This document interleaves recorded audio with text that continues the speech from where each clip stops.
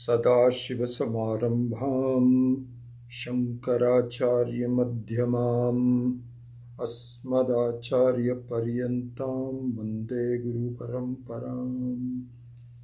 ॐ भद्रं कर्णेभिः शृणुयाम देवाः भद्रं पश्येमाक्षभिर्यजत्राः स्थिरैरङ्गैस्तुष्टुवागुंसस्तनूभिः व्यशेम देवहितन्यदायुः।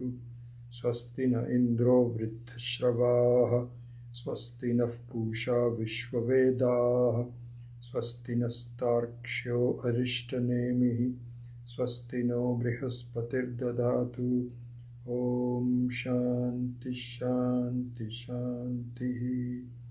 ॐ सहना भवतु ॐ सहनौ भुनक्तु सह वीर्यङ्करवावहै तेजस्विनावधीतमस्तु मा विद्विषावहै। ॐ शान्ति शान्ति शान्तिः।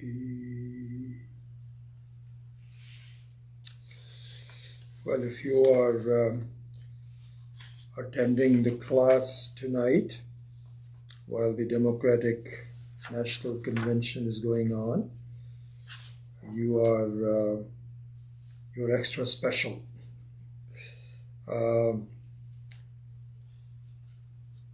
That's good that you are attending the class today, and I don't expect as many as they normally do, so we'll see how it is.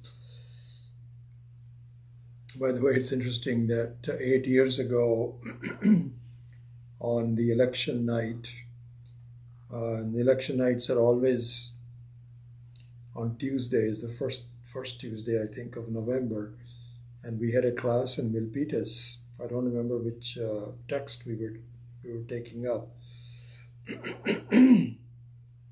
And driving home from Milpitas, it was really a shock because Hillary Clinton had a big lead and we were expecting only question of by how much she will win, and she lost. So this year I resolved that at the election night we will not have a class. Anyway, that's for the future, just so that we can enjoy the festivities and the results and whatever it happens to be. So before we go back to the verse number 7, the shloka number 7, which we have a little bit more work to do before we go to number 8, but I think we will finish it finally after quite a few weeks. You remember I had talked about the Rishi Vamadeva, which was cited from the Brihat Aranyaka Upanishad in the section where Swami Akhandananda is pointing out, we will come to that in more detail some other time, the true meaning of the Mahavakyas, Tattvamasi. I am Atma Brahman, Brahmasmi iti. All these Mahavakyas, Tattvamasi was the one he was taking up from Chandogya Upanishad. And we were talking about the rishis. Who are they? And Vamadeva was the rishi, and we saw the mantra that he expressed on his own, which was Pratipede aham manuhu abhavam suryascha. And so in this mantra, it's an expression of understanding one's real nature, which is Advayaha. Advayaha means I'm Purna. There is nothing missing. There's nothing other than me. The whole thing is nothing but me. This is the understanding that we should all be driving towards. And it's if we follow the true tenets of Vedantic teaching, we will get there. No doubt about it, because we are already there. It's not a question of getting there. It's not a Atma is not a sadhya vastu, it is a siddha vastu. It is already there. But our understanding may be flawed, and as soon as the flaws of the understanding are corrected, nothing more needs to be done, and I become complete that I always was. You cannot become complete. I always was complete, but I now understand that I am complete, as opposed to being parichinna. So this was the enunciation uh, of, and throughout our shastras, such enunciations are there. In the Taittiriya Upanishad, person say woo ha means you utter anything you want to. Sir, I'm done. I'm so happy. I didn't understand. This could be done. This is the expression of Jivan Mukta. So now one thing I wanted to point it out. This we talked about it. The one additional thing I wanted to point out was that, and I've forgotten to do about it, the Rishi Vamadeva is a very special Rishi. Why? Rishi Vamadeva had this realization, Aham Manuhu Abhavam Suryascha. So this meaning that I am the reflection of myself and I am the real myself. This is the realization.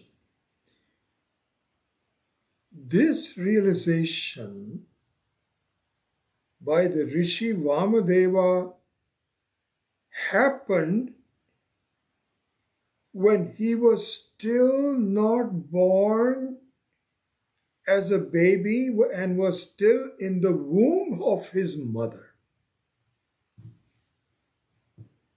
Can you believe it? Oh, it's just hard to believe. What? How's that possible? Because, you can't even imagine a young kid, 7, 8, 9, 10, 11, 12-year-old, having this kind of a realization. It must only happen once you have been studying it, and so on and so forth. This is the example of the Shastras. It's an important example, and we have to think about it. We don't reject it right away. We don't say it's just children's stories, perhaps. No. And the Shastras says something. If it is joking around, it will tell you. But when it is serious, you question it at your own peril. You can't say no. You can only have a samvada, not vivada. This in our classes also we say that please, you can question, but do not question the very premise of what we are saying. You can have doubts about it. Doubts clearance is called samvada. Quarrel is called vivada. So whatever the Shastra says, we should not have vivada. We should have samvada. How is that possible? This is what is the interesting thing. So what is said is, several things are said. One is that the Rishi Vamadeva was the Atma. Everything is an Atma anyway. Everything is an Atma. A cat has an Atma. A dog has an Atma. Little bugs have Atmas. So the Atma is, you cannot have any expression without the reality which is the Atma. So it's not as though the cat and the dog are separate from the reality, just like You and I are not separate from the reality. It is reality only, but in the expression of various forms. So Vamadeva was already there. And how is it that he was able to see this while he's not, his mind is also not completely evolved. Form has not yet completely evolved. You know how the fetus is. Really a beautiful thing to see. Um, how the heart's already beating, even though the limbs have not been. Just amazing. So, what it says is there was a previous teaching to this jiva, and he might have had some little defect in his mind where he could not see this while he was in the previous jiva. So he had to come to another birth to be able to see this. But he was so close that even in the form of a fetus, his mind says, my goodness, because the fetus is a mind. He was able to see that I am really, in fact, everything. And I'm sure that when he was born as a baby, he had, kind of like an inner smile. He might need milk and he might have had to be held and all those kinds of things. But he didn't need that. He was already aware of who he is. I was discussing this phenomena with you several classes back. I don't know if you remember this or not. I think you will if I remind you. Because sometimes you learn a lot from your mothers and fathers what to do, how to behave, what values to have, and so on. And also sometimes you can learn from what not to do. So I remember I have a lot of respect for my dad and my mom. And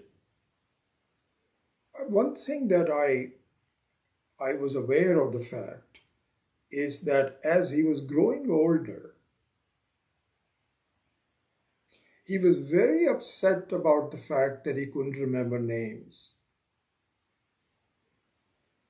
that he couldn't remember people's, history and so on and so forth, that things were really slowly going away. And he used to complain about that all the time. Oh my God, my memory's gotten so bad. And I remember that so well. And there's nothing we could do. We were just saying, okay, well, you just deal with it the way you can. And now I found, and this is what I was saying in the last few classes, this is what I'm relating it to the other end of Vamadeva. Vamadeva is not yet born, and I am now getting towards the end of my life. And I have the same phenomena. I cannot remember names. I cannot even remember the names of the roads that should be very familiar to me. I can visualize where I have to turn right and so on and so forth. But what the names are, I can't remember. Sometimes I just have to look at the GPS. So this has been happening and it's getting worse. But you know what? I am not upset. Not at all. Why is that? Why am I not upset? As I should be?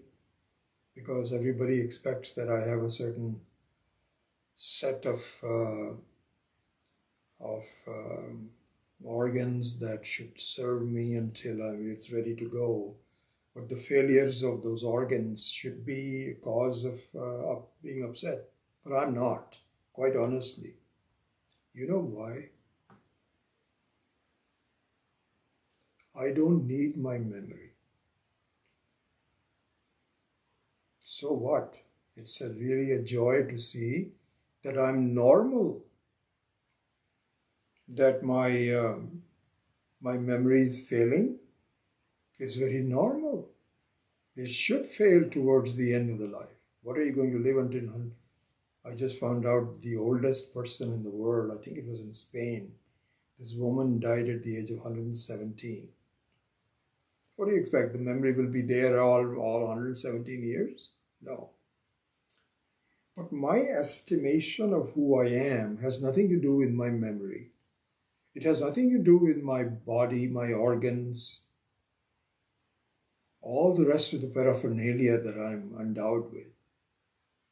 I am what I am, and I'm okay.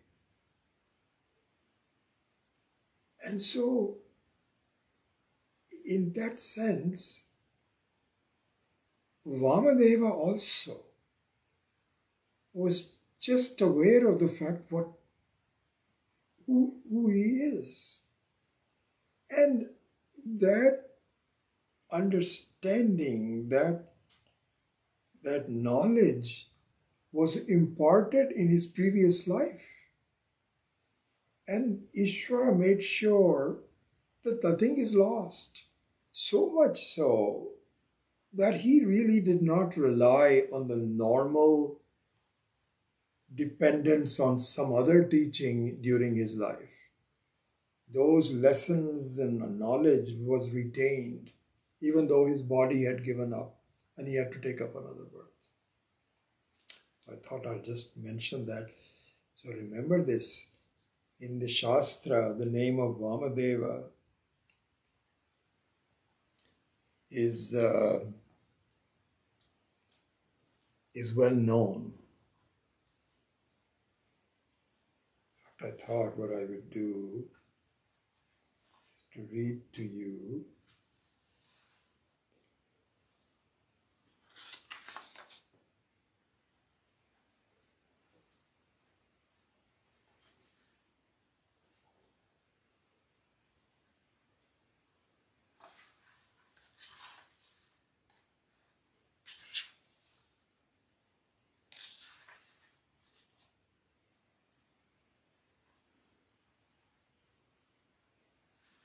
Okay. So I'll read to you the Hindi, just a couple of paragraphs of Hindi. This is on page 433 of the third and the last volume of Brahma Sutra. And so this is by Swami Akhandananda Ji. And allow me to just say that in Hindi, in his words, and then I will translate it. Pretty much we've already done it. Vamadevaha pratipede aham manuhu abhavam suryascha. Brihadaranyaka 1.4.10. If you want to look that up, 1.4.10. ऋषि वामदेव ने गर्भ में ही जान लिया कि मैं ही मनु हुआ और सूर्य भी। तो गर्भ में कहां से आया? पहले किसी जन्म में सुना होगा। इसका अर्थ है कि बिना ज्ञापक वाक्य के, जिसका अर्थ वही हो जो अहम ब्रह्मास्मि इत्यादि महावाक्यों का है, अपनी अनंतता एवं अद्वितीयता का बोध अन्य किसी प्रकार से नहीं हो सकता। Yeah, this takes a different turn. So what he's saying is that without a Mahavakya like Tattvamasi, Aham Brahmasmi, etc., spoken by a teacher directly to a student, a prepared mind of a student, by a person that has a good insight into it. It's not just talking points. That has the capability of removing your sense of limitation. And that alone can remove the limitation. So, what this episode of Vamadeva being a womb dweller shows that if he has become a Jivan Mukta, means an understanding Anantata and Advayata. Anantata means limitlessness, Purnatvam. And Advayata means there is nothing, once you have Purnatvam, there is nothing more than me. Nothing other than me. So this understanding of Anantata and Advayata must have been received by an Upadesha in the previous life. This is what is said. Anyway, there's a big discussion about why the Mahavakya is not an Upasana, it is not a prayer, it is not a karma, it is not a samadhi, it is not a belief. It simply reveals very suddenly who you are. It is a Siddha Purusha Vakya, not to Sadhya Purusha Vakya. This is what the whole discussion is. But I just thought that you should know both the name of Vamadeva as a rishi and also the implication that you really don't need a full-fledged. If Vamadeva was to find out anything about grammar or mathematics or physics or law, then he has to grow up as an adult. Any external things that he has to know, he needs the samagri for that. But the self doesn't need anything. You already are complete. All you need to know is, my gosh, everything that I'm seeing is nothing but mithya. I am not mithya, I am the satyam, but this is just my own reflection. That's all. Nothing else that needs to be done. So this is why on the other end of it, this is the Garbhasan, and the other end of it is when you grow old. You don't need memory. You don't need subjects. You don't need, I'll go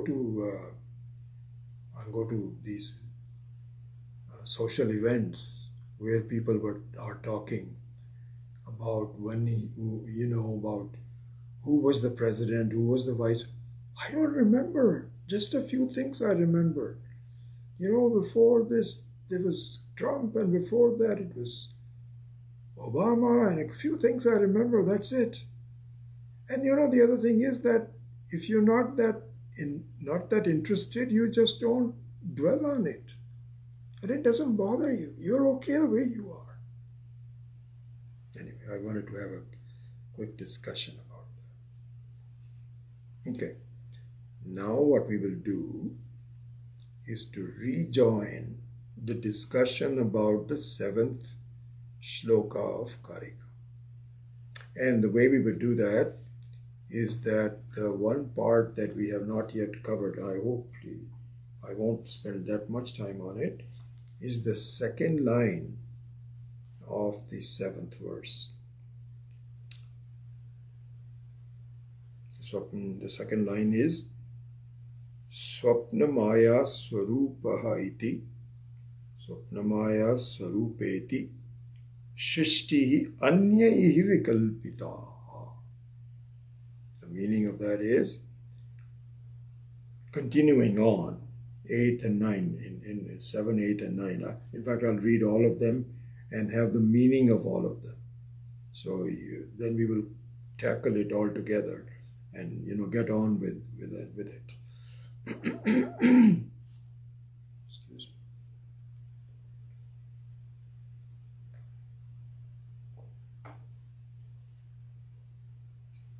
So the meaning of the second line is, the creation is considered to be comparable to a dream or magic by some others.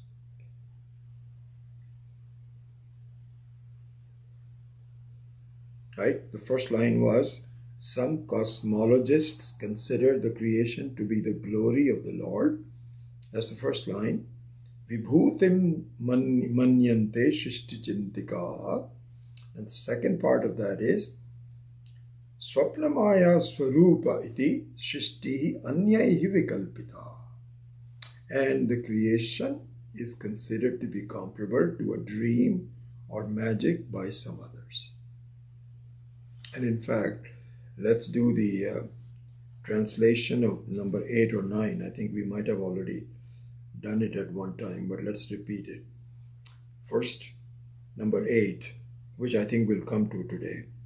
Ichha matram prabhoh shrishtihi iti shrishtav vichintikaha. Sorry, vichintishchita, vinishchita, sorry. Iti shrishtav vinishchitaha kalat prasutim bhutanam manyante kalachintika. The meaning of that is, with respect to the creation, some people are convinced that the creation is a mere will of the Lord. Ichha matram. Astrologers, however, consider the origin of beings to be from time.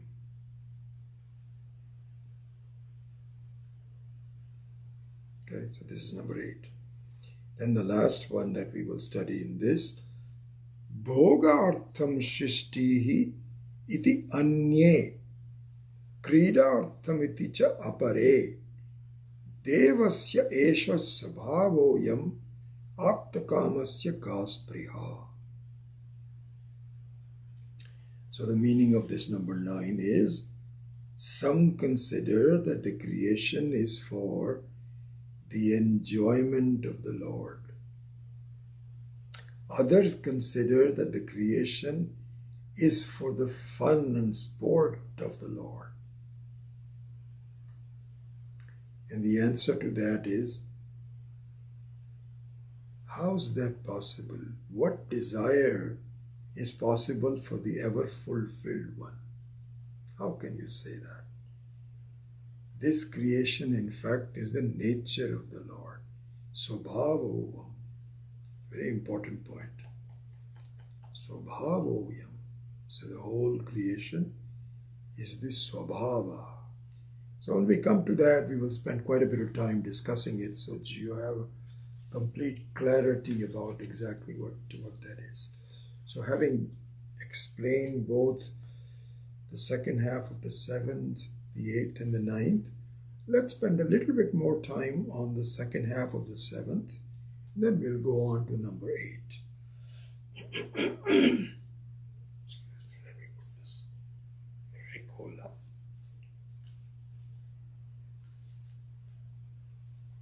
I think my throat is a lot better. It's not completely healed, it's getting there.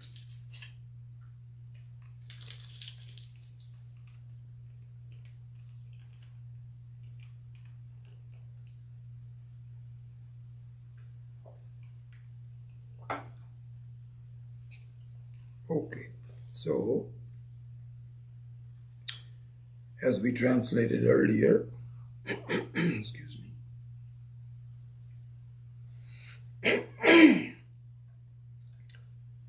the creation is considered to be comparable to a dream or magic by some others. Some others means not by the Vedantins. These are different schools of thought.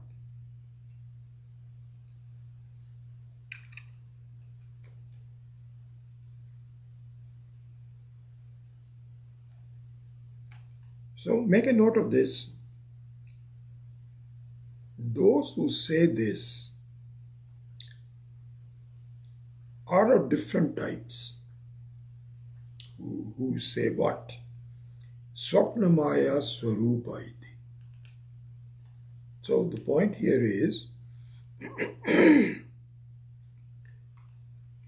you will see this being said by different viewpoints of different people. Swami Akhandananda says just by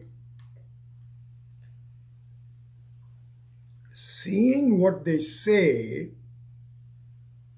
is not enough, because that is at the very surface. This is what is typified by the word mimamsa. Mimamsa means an inquiry, a vichara, an analysis. And upon doing analysis, what you find is that even though they all say the same thing, their contexts are completely different and their endpoints, therefore, are completely different. So this is what is going to be explained. Because, make a note of this, it says, others say this is Swapna Maya Swarupa. So someone can say, we say the same thing. So what is the difference? What's the difference?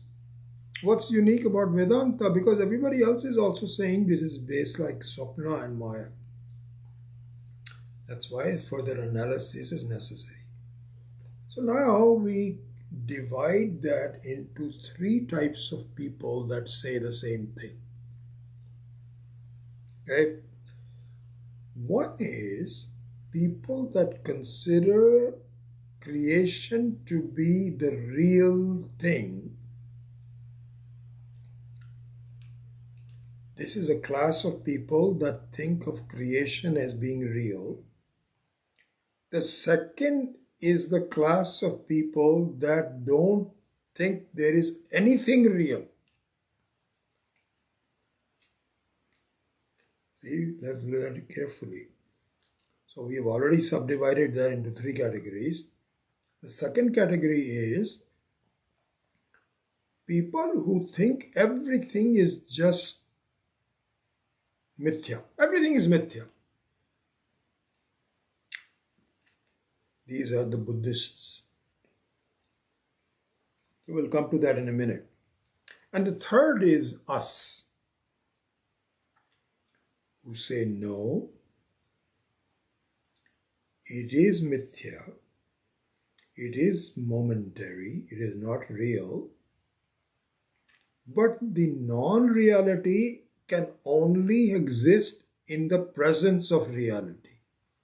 You can't even say that it is non-real. Who is saying it is non-real? You're saying it is changing. Changing can only be shown by a non-changing person. If the non-changing person is, if the observer is also continuously changing, you cannot say that. So we say, don't throw the baby with the bathwater. My dear Buddhists, you're making a mistake.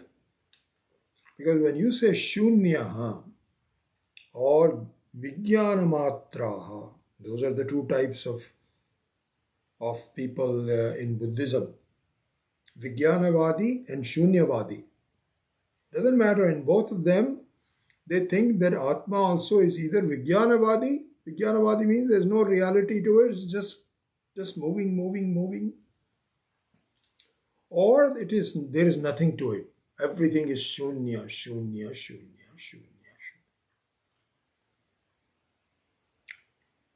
is what the Buddhists believe. So even when they say Swapnamaya Swarupeti Shrishti, we also say Swapnamaya Swarupa Shrishti, our outcomes are completely different. In their case, they throw the baby with the bathwater. And we wash the baby and will throw the water, the baby is now nice and clean. Shodhita Atma. Shodhita Atma means clean Atma because it is no longer kalushita. It is not mixed up with ajnanam, doubts, This is what we call Shuddhatma. So there's a big difference between them. So this is what it is. Now, a little bit more on the first case. First case being, remember, people who think that the Srishti is very real. Okay. Now those are divided into two parts. What's called Ishwaravadi and Karmavadi. Ishwaravadi and Karmavadi. So Ishwaravadi is that the whole creation is a dream creation of Ishvara. And it is done by the magic of Maya. So the implication of this is Ishvara is real, Maya is real, creation is real. Just accept it and don't fight it. Just dissolve in it, you're going to be okay. Everything is real. Ishvara is also real, Maya is also real, Srishti is also real.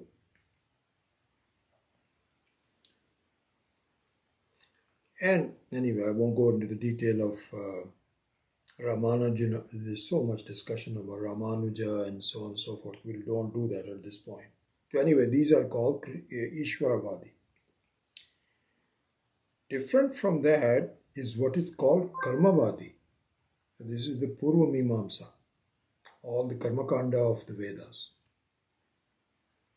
where karma is primary.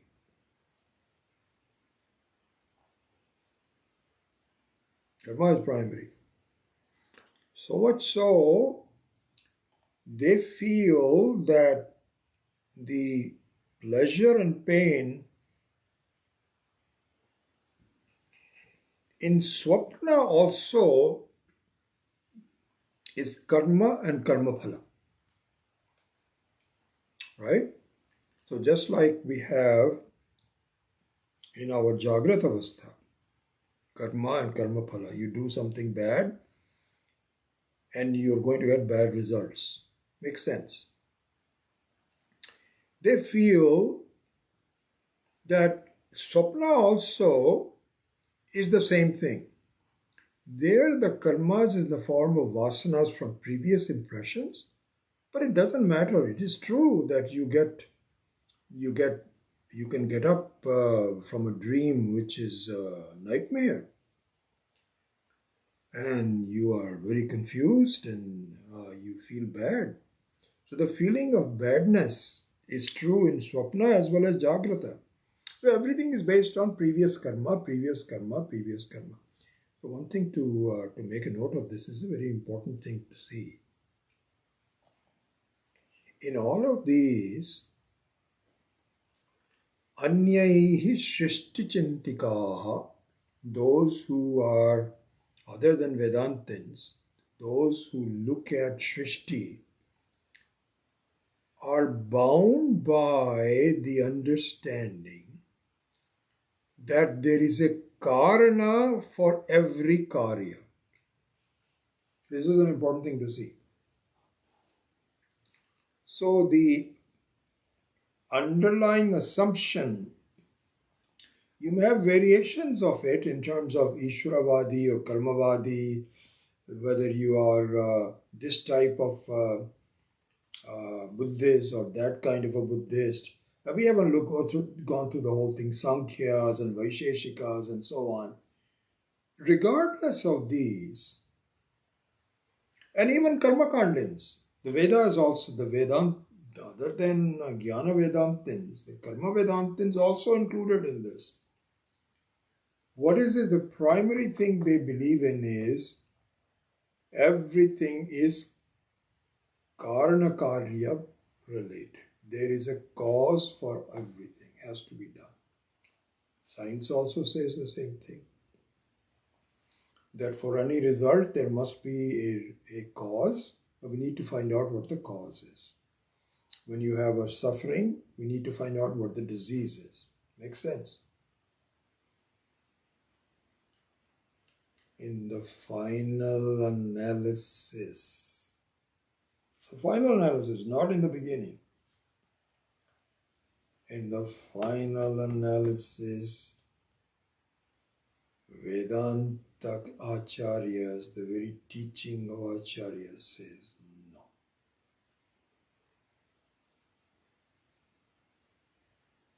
In the reality of the world, there is no, this is the Paramarthika Satyam. In the Vyavaharika Satyam, relative creation, relative expression of the creation, there may be Karana Karya. It's okay. We know that. We're not fools to say that every Karya does not have a Karana.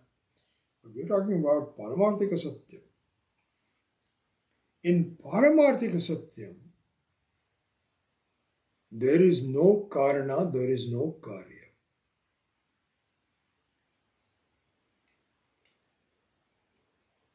Really? We ask, how is that possible?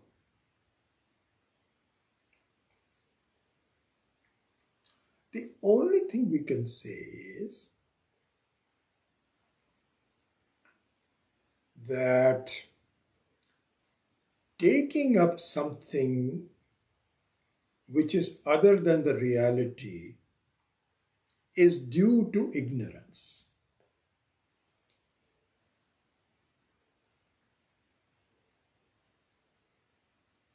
Due to ignorance.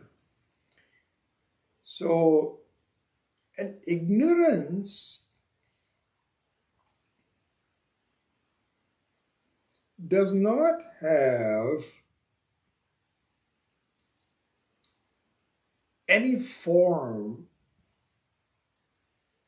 any substance, any weight, any color. Because in the Vyavaharika Karya Karana, even Karanas also have forms. They may be different from Karyas, but they are there.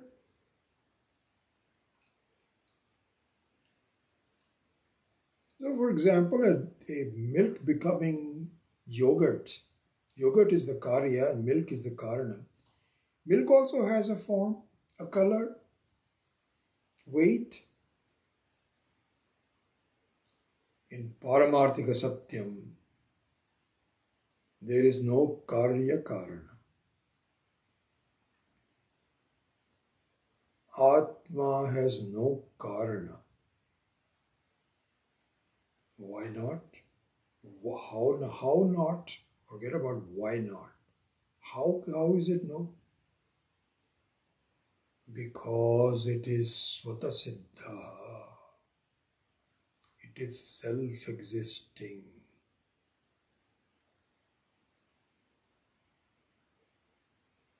It has no mother. Swami Akhandananda points out again and again. Atma does not have any parents.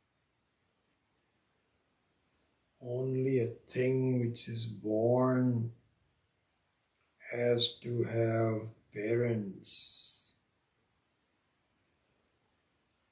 In fact, in the eyes of the Mahatmas, this is a very, very key thing to see. The world that we create in our mind has no karana.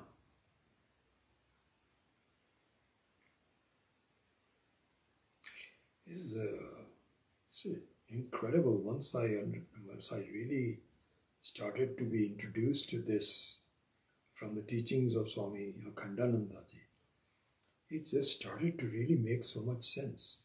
So he says, now look, take your dream.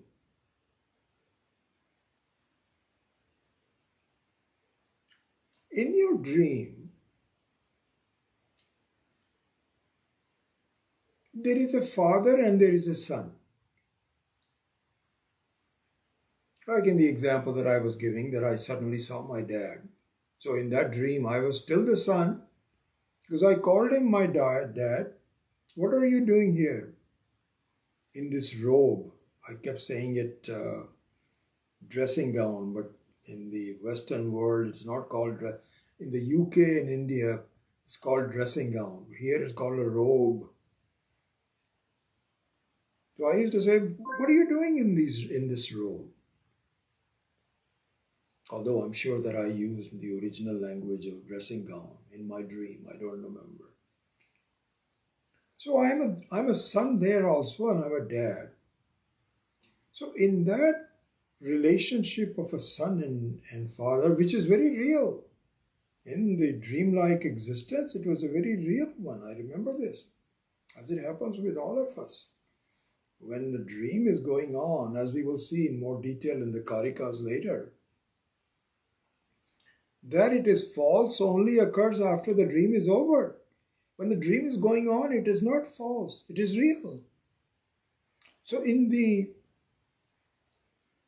non-reality of the dream, which appears to be real, is there a cause and effect relationship? There isn't. There is no cause and effect relationship. You don't have time for the cause to express itself as an effect. You don't have the samagri, you don't have the wherewithal to do it. It just happens all of a sudden. Just the whole thing. So what's the implication of that? What do we mean? Implication of that is, and this is an interesting thing. I will let me withhold giving you the implication for a minute and point out that the difference between Swapna Maya Swarupeti Srishtihi Anyaihi Vikalpita is Anyaihi Vikalpita means others think of it. What about you? So, in the case of Buddhists, going back to the contrast between Vedanta and Buddhism,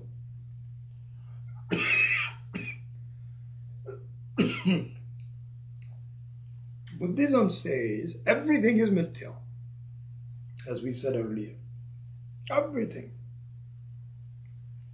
Is there any satyam? So they say the only satyam is that everything is mithya. Everything is mithya. Yeah, everything is mithya. So what happened? Nothing happens.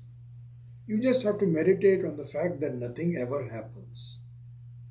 This is all a play of the mind.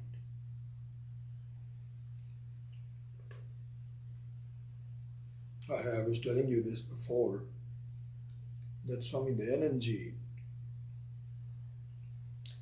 he normally does not give any advice to people. Unless they ask for it. Swamiji, what should we do? And I've got this problem. And then he would give you whatever advice he can think of it. Unsolicited, he does not give an advice. But he made an exception.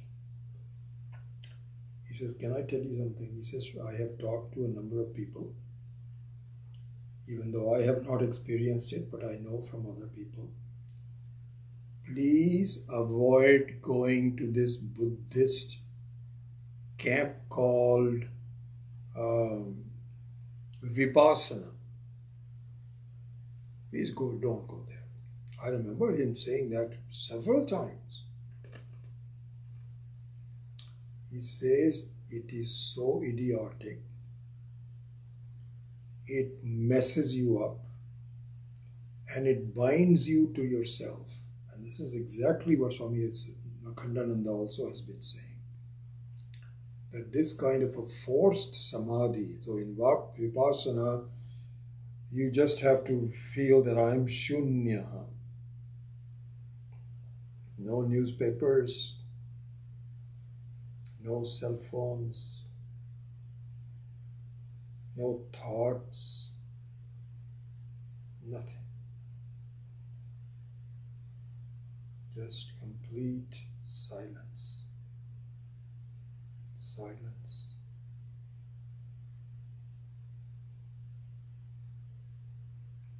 And you keep on doing this for several days, weeks, and slowly you begin to quieten your mind down.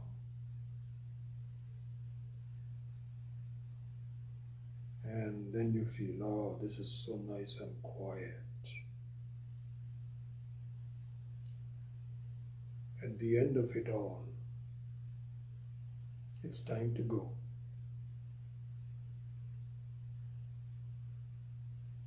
This is called a practice of silence. So then what happens? What happens is you miss that silence. And you blame yourself that I am not yet practiced to be silent all the time. It is not possible for you to be silent all the time, but you feel that I have been taught you can be silent all the time. You remember this joke that Swami Dayanandji once had given. There was and I think I've already told you, forgive me if I'm repeating myself. So, there was a king, and he was getting old, and he had a daughter who was becoming a young woman who needed to be married. But the king had one problem. He was bald.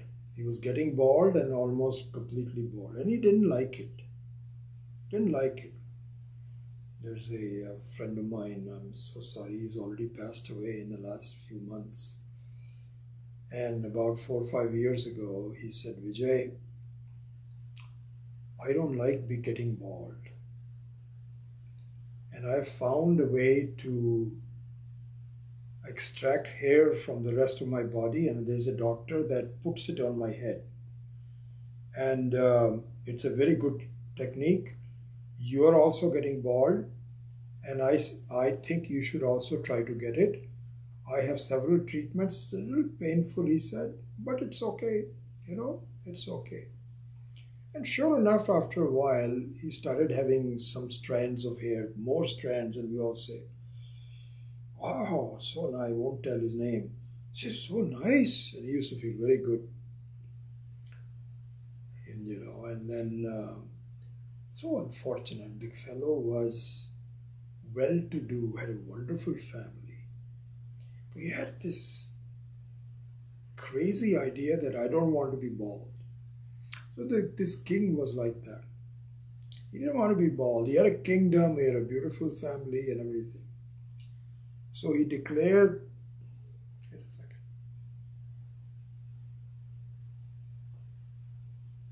The picture was kind of, I hope you could see, maybe not completely, I'm sorry. Anyway, he declared to his subjects that, listen,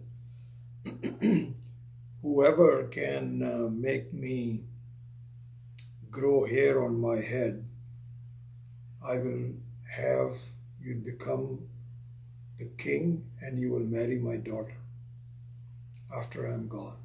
You'll become my successor. And a lot of people came and they said this, and they had potions and nothing seemed to work. So this young man came to him and said, sir, I have a perfect solution. This has worked so many times, but it is something which is, this is not physical, it's mental. You have to go inside of you and just become quiet and meditate. And then you meditate on something which has hair. And if you do this long enough, I know it works. So let me give it a try. So a person says, I've really tried everything, nothing seems to work. Okay, you have a try. So he says, okay, teach me this meditation. So he said, sir, here's what we need to do. There is a do and a don't do. The do is that you look at, you think about hairy things in your life. Porcupine, dog hair, those kinds of things. Okay, this is what you have to think. So you have to just meditate. This is what you need to do. But there's some things to be avoided. Do not think about two things. If they appear to you don't even think about it. If you are able to do meditation without thinking about two things, which are an egg and a potato, because they are bald. So you have to make sure that you don't think about it. But if you really completely keep on doing your meditation by avoiding these two things, I swear your hair will grow. I have seen this. This is a sure shot thing. So the king was very impressed, because you don't have any external potion that you have to put that on your head. It's something internal. He says, I can do that. I can do that. I know my mind. I have control over my mind. I can keep it very quiet, and so on. So he started doing his meditation. And in the beginning, he would say, what are those two things that he said? An egg. He said, no, I should not be thinking about an egg. Then after a while, he was thinking about hairy things, and he says, what is it? There was another thing he talked about, isn't he? Potato. Yeah, I should not think of a potato. So this young man who was a teacher of yoga and pranayama, he came back the next day and he said, sir, how is it going? So the king said, I messed up. I messed up because you told me not to think about those two things, but I ended up doing it. So it's not your fault, it is my fault. But you know what? With practice, I am going to become perfect. Every time he would think about, I'm quiet, I'm hairy. He'll say, what is it that I'm supposed to? No, I cannot think about that. After a long time, he said, I'm working on it. And I am to blame. Your potions work perfectly. So please marry my daughter and become a king. I really think you have got the right formula. It is my problem. This is what Swami Dayanand used to tell us. He said, Vipassana is like that.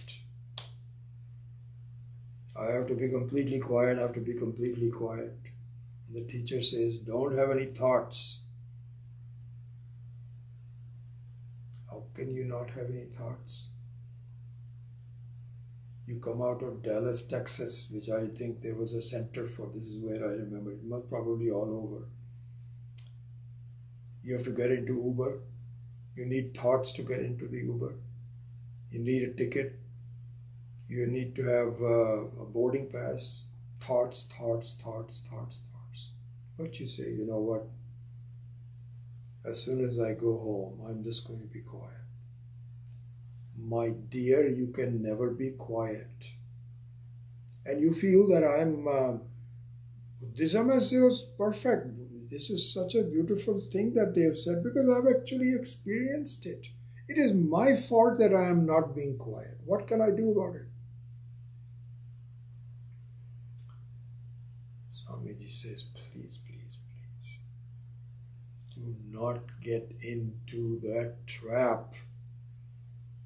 This is exactly what the Buddhist view is, that you just keep meditating and you'll dissolve yourself. Idiotic. You don't need to dissolve anything. You are what you are. You are already complete. It's just the opposite. This is why I think Buddhism has completely reversed the teaching of Vedanta. Whether Buddha did it, we don't know. We are just only looking at the modern view of it. Aham shunya.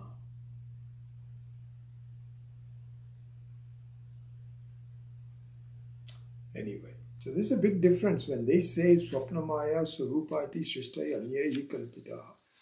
What we say is, this is very important, my dears, because what we have to see is what appears to be real is like a dream, because the dream also appears to be real but proves to be unreal when you look into it. Similarly, when you look into the waking state, please see the similarity. This also will disappear, leaving you as the reality, which is Turiya. In all three. So in the case of Buddhism, Jagrata Avastha is a mithya. Swapna Avastha is mithya. Sushupti Avastha is also mithya. And those are the only states, therefore Atma is also mithya. Okay, what is the point of it? What's left? Nothing should be left. How can nothing should be left? I am still there.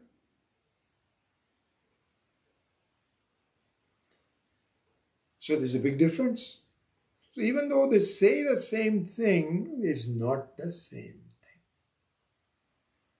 Anyway, with that, we can officially close shloka number 7.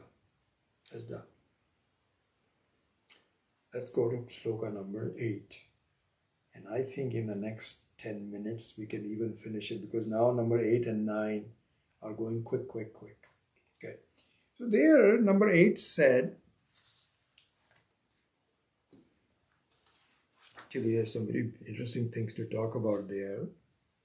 Ichha matram prabho shrishti iti shristau vinishchitaha kalat prasutim bhutanam manyante kalachintika. So in the first line it says, in the theories of creation, the creation is a result of the desire by God, desire by Ishvara. Okay. So this is actually interesting to look at it this way. In the discussion, I'm just reflecting everything. Please, when I'm teaching you something, please keep one thing in mind. I'm not making up anything. Never. I might give you some examples that are somewhat current, but the truth of those examples are the same. So really all of my ideas are from my acharyas. They say, this is not my, although now I've adopted them, so you can say they're mine. You look at the schools of thought called, the modern schools of thought called Christianity and Islam. So let's look at that. In both Christianity and Islam, there was no Shrishti at one time. No creation. Nothing. You were not there, I were not there, none of us were there. Someday God decided to have a creation. It'll be nice to have a creation. And being all powerful and all knowledge, He created us. So please remember this. You and I have no history. No history. Karma and karma phala and previous lives. No, according to Christianity and Islam, nothing. Nothing is there. There is something in the future. And the future is a funny future. Future is you get decided into one of two things. Either you believe in the God or you don't. If you believe in God, you will go to heaven, which is permanent. And if you don't believe in God, you will go to hell, which is also permanent. There's nothing in the past. All of a sudden, I'm here in a Srishti, and then there is a continuation from here on. This is their view. So this view is epitomized by saying Ichha Matram. Ichha Matram means that it is not your Ichha, neither is it my Ichha, not somebody else's Ichha, it is God's Ichha. Ichha means desire. It's God's desire. God is real, and the creation is also real, and the future is based on whatever we are told. This is the thing. So we say, my goodness, if this is a hypothesis, it is full of holes. It has so much, there's so many problems. What problems? Okay, so we can just at least take up some of them. How is it that some people are born in a very bad state? They already have some diseases while they're in, as soon as they're born. And others are born with a silver spoon in their hand. How was it decided? Is it because the God is cruel and he takes sides and he punishes some people? That means that he's got likes and dislikes? And on what basis is the likes and dislikes? And it is said, no, he doesn't have any likes and dislikes. It just happens. It just happens. And you're given a chance from this point. I'm given a chance? If I'm born with no hands and legs, and I am deformed, and my mind is not fully developed, and I've got all kinds of mental problems and so on, how is it that I'm able to? I can't even go to the church. How can I accept God? What is my chance of doing that? Well, I don't know what they say. How can you have some kind of a,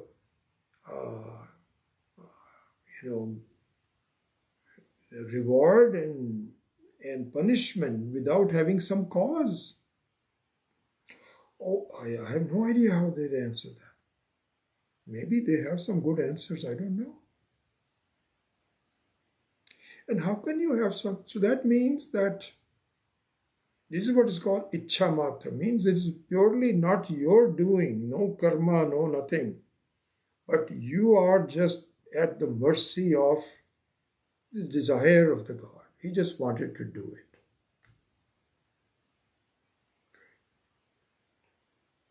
Then the second line of that, as you know, is, I mean, there's so much more to be talked about in Vichara. But anyway, let's go on. Kala prasutim bhutanam manyante kala chintika. So, based on the first line of these schools of thought, which is case Ichha Matram Prabhu, they say, no, the college, and these are the astrology people, astrological, believe in astrology. Time is the most important one. So what they say is Ishvara is not making independent decisions like the Christianity and Islam say, but it is, he makes, this is what is called tatastha lakshana. He blesses and observes. Blesses and observes what?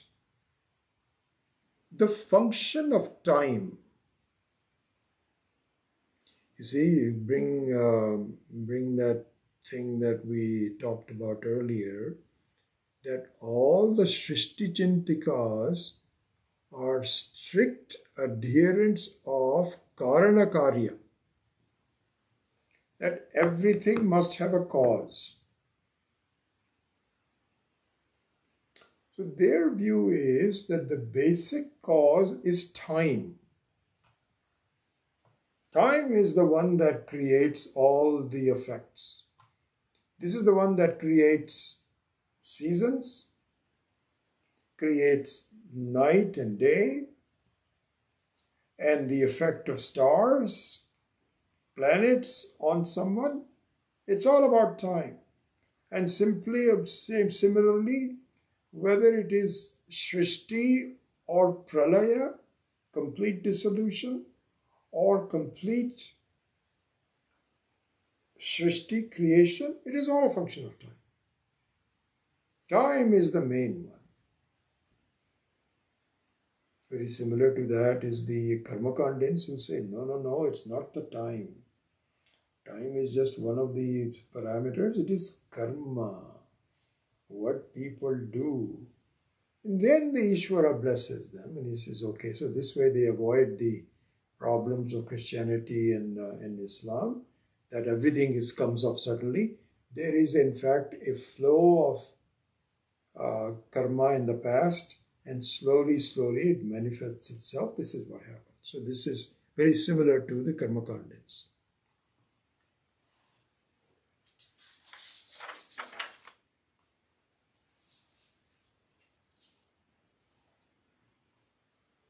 So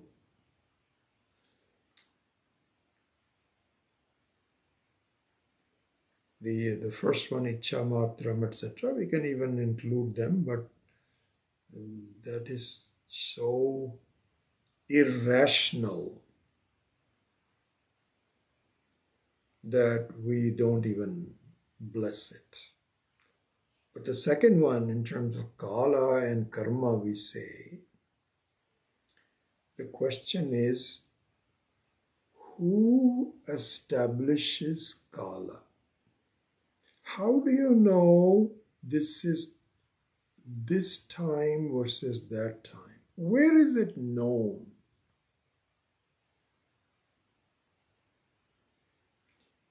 This is what is called differences, called Bheda. The word Bheda is an important one. We will dissect it one of these days. Bheda. Bheda means specific things that are different from others. This is the difference.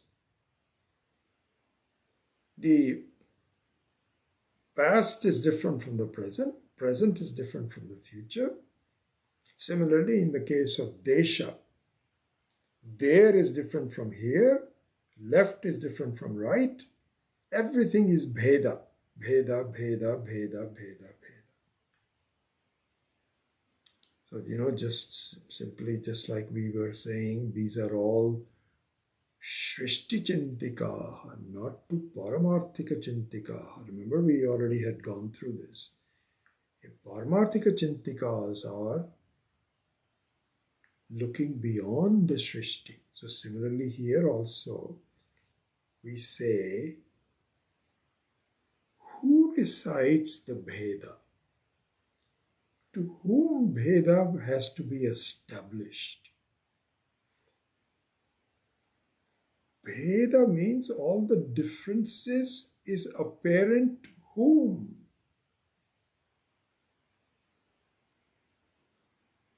To the self. And the self must be the same for the Bheda to make sense. Because if the self number one who creates Bheda itself has changed to self number two, who now looks at other Bhedas, how are the self number one and number two going to compare? Who becomes the Bheda? Who becomes the non Bheda? It's all one. So do not think about the Bhedas. Think about how the Bhedas are brought into existence. Who makes them real? Who makes them apparent? What is the reality that establishes the Bheda? That's the one we have to look at. That is the Atma. That is you. It's the unchanging you. This is what we have to think about. So with that, I think that's all I will say about Karika number 8. This is short, punchy critique about the thinking, but a lot more can be done, and we will do it at some other time. So with that, only one more Karika needs to be done, which is number 9, and then we will switch back to the Mundika's very important mantra number 7. Na bahishpragya, na antahpragya. We will do that perhaps a couple of weeks. Depends on whether we're able to tackle number 9 in one class or more than one class. So with that, let me close the class today. Asato ma satkamaya, tamaso ma jyotirgamaya, Mrityorma amritam gamaya. Om Purnamadav Purnamidam Purnat Purnamadachyate Purnasya Purnamadaya Purnameva Vashishyate. Om Shanti Shanti Shanti. Harihi Om. Shri Gurubhyo Namaha. Harihi Om.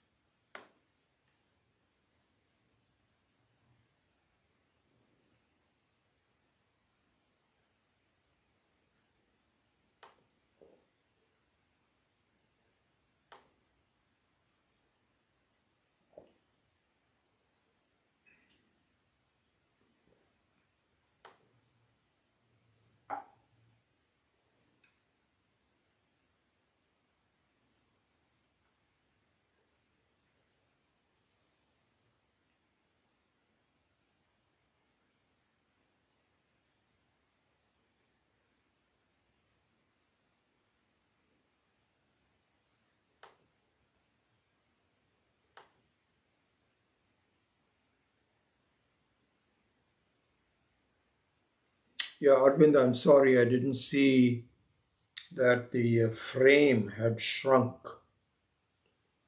When I took a look at it, so I had to expand it to fulfill. So I don't know how it happened, but I'll have to be careful next time. So apologies for that.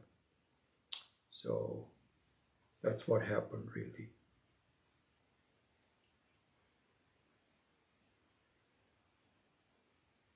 So good, you were all engaged in this thinking rather than watching the Democratic National Convention that you can now go back to.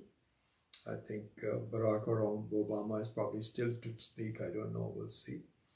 But anyway, good to have you in the class, and we will see you next one. Hari Om.